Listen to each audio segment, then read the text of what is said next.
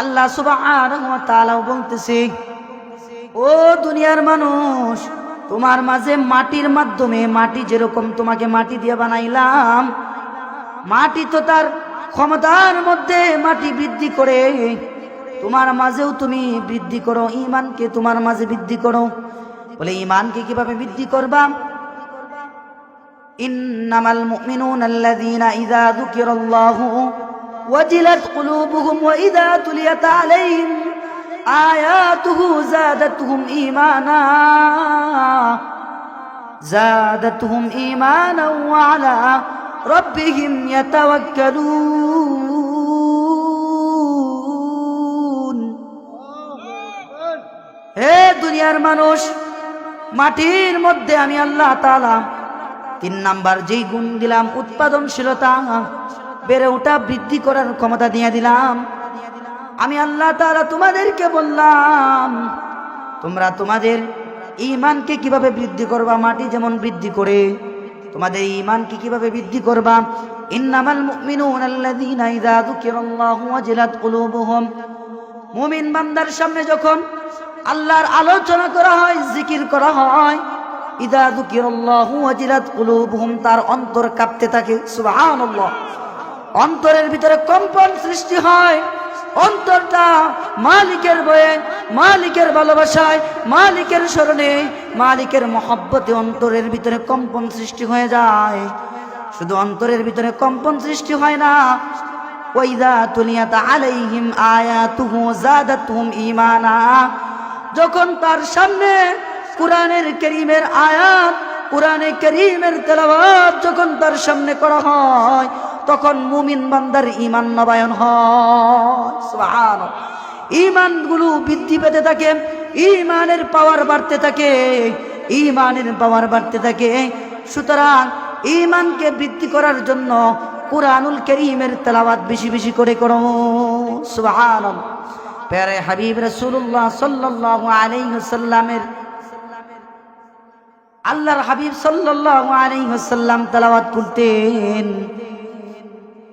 কুরআনুল কারীমের তেলাওয়াতের দ্বারা যে ঈমান বৃদ্ধি পায়, ঈমান নবায়ন হয়, আল্লাহ তাআলা ডাক দিয়া বলতেছেন, ওয়াইদা তুলিয়াত আলাইহিম যাদাতুহুম ঈমানা। কুরআন কালামুল্লাহর তেলাওয়াত শুনলে ঈমান বৃদ্ধি পায়। আল্লাহর হাবিব সাল্লাল্লাহু আলাইহি ওয়াসাল্লাম যখন কুরআন তেলাওয়াত করতেন, কাফেরের দিল নরম হয়ে যেত। আল্লাহর কালামকে ধ্বংস করার জন্য, আল্লাহর হাবিব সাল্লাল্লাহু আলাইহি ওয়াসাল্লামের আলোচনা না শোনার জন্য, প্যারা হাবিবের তেলাওয়াত, কালামুল্লাহর তেলাওয়াত না শোনার জন্য কাফের জাদুঘর প্যারা হাবিবের ক্ষতি করার জন্য বাড়া করে নিয়ে আসছে। জামাত নামক এক কাফের জাদুঘর প্যারা হাবিবের সামনে নিয়ে আসছে। সেই জামাত জাদুঘর আইসা বলতেছে, ও রাসূলুল্লাহ, ও মুহাম্মদ, তুমি নাকি কি তেলাওয়াত করো? মানুষের ঈমান নাকি বাড়ে? সুবহান। তুমি কি নাকি পড়ো? ঈমান, মানুষের ঈমান বৃদ্ধি হয়, তুমি কি পড়ো? প্যারা হাবিব রাসূলুল্লাহ সাল্লাল্লাহু আলাইহি ওয়াসাল্লাম বলতেছে, আমি কি পড়ি আপনি এটা একটু শুনেন। যেটা ঈমান বাড়ে, যে কেন বাড়ে আপনি শুনেন, একটু শুইনা দেখেন। প্যারা হাবিব রাসূলুল্লাহ সাল্লাল্লাহু আলাইহি ওয়াসাল্লাম তেলাওয়াত করা শুরু করলেন।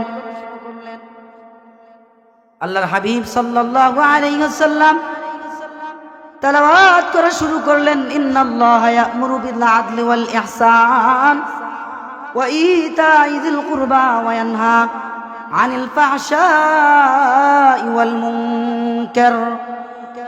তেলাওয়াত শুনতেছে, আর কাফের সেই জাদুঘর জামাতের চোখ দিয়া অঝরে পানি পড়তেছে। আল্লাহর হাবিব তেলাওয়াত বন্ধ করে দিছেন।